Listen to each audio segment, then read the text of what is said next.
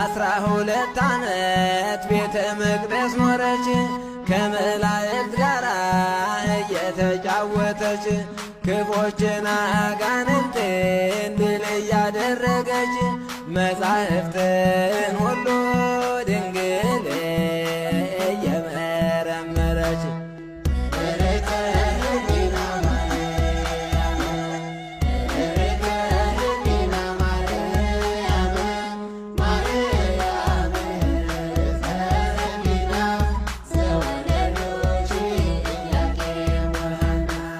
ድንግል በድንግልና አምላክን ጸንሳለችና ድንግል በድንግልና አምላክን ወልዳለች።